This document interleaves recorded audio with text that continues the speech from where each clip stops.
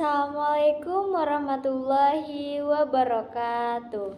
Halo sahabat sang juara, let me introduce myself. My name is Vitara Abelia Saputri. You can call me Vitara. I'm from Student Management of Teknokrat Indonesia University with student ID number 254111084. Stay tuned guys! Okay guys, in this time I want explain about evolusi management. Sebelum kita masuk ke materi evolusi manajemen, saya akan menjelaskan terlebih dahulu tentang manajemen. Manajemen adalah proses perencanaan, pengorganisasian, pengarahan, dan pengendalian sumber daya untuk mencapai tujuan organisasi secara efisien dan efektif. Evolusi manajemen terjadi karena dunia bisnis dan teknologi terus berkembang, sehingga cara mengelola organisasi juga harus berkembang dan efisien. Selanjutnya adalah ada era prailmiah. Di era prailmiah ini masih berdasarkan pengalaman pribadi. Jadi, suatu organisasi itu berkembang dan berjalan sesuai dengan pengalaman pribadi. Belum ada yang namanya teori manajemen formal. Jadi, pure menggunakan pengalaman pribadi suatu organisasi tersebut untuk berkembang. Ada dua tokoh yang mencetuskan tentang kesejahteraan buruh dan pembagian kerja, yaitu tokoh Robert Owen yang mencetuskan bahwa kesejahteraan buruh itu harus tercapai dan terpenuhi. Yang kedua ada Charles Babbage, yaitu pembagian kerja di suatu organisasi. Selanjutnya ada manajemen klasik. Di manajemen klasik ini berfokus pada efisiensi dan struktur suatu organisasi. Ada beberapa tokoh yang mencetuskan tentang manajemen klasik. Yang pertama ada Frederick Taylor, yaitu mencetuskan tentang scientific management.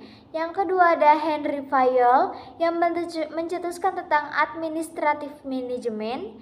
Yang ketiga ada Max Weber, birokrasi dengan aturan formal dan hierarki. Ada manajemen perilaku.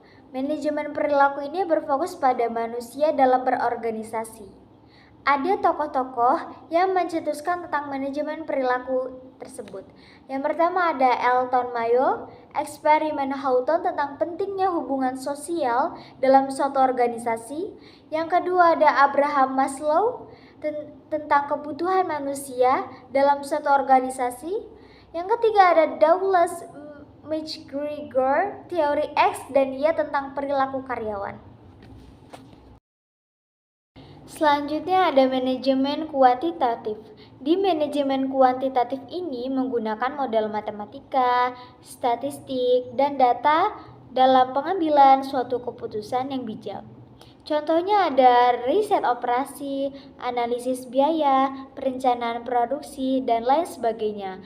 Untuk mengambil keputusan dengan bijak, maka suatu organisasi ini menggunakan model matematika, statistik, dan data untuk mengambil suatu keputusan. Selanjutnya ada manajemen modern. Manajemen modern ini berfokus pada inovasi, teknologi, dan berkelanjutan. Ada knowledge management, ada manajemen strategis dan globalisasi. Selanjutnya ada manajemen digital seperti AI, big data, dan cloud. Yang terakhir ada green management dan CSR. Selanjutnya ada pendekatan sistem dan kontingensi. Yang pertama pendekatan sistem. Organisasi sebagai satu kesatuan bagian saling berkaitan. Jadi di suatu pendekatan sistem ini, organisasi harus saling berkaitan satu sama lain. Yang kedua ada pendekatan kontingensi. Tidak ada satu cara terbaik, tergantung situasi. Jadi, di pendekatan kontingensi ini melihat bagaimana keadaan situasi yang sedang terjadi di suatu organisasi tersebut. Kesimpulan dari materi evolusi manajemen adalah yang pertama, evolusi manajemen ini menunjukkan perkembangan dan efisiensi ke manusia dan teknologi. Setiap teori saling melengkapi dan relevan untuk diterapkan sebagai konteks organisasi modern.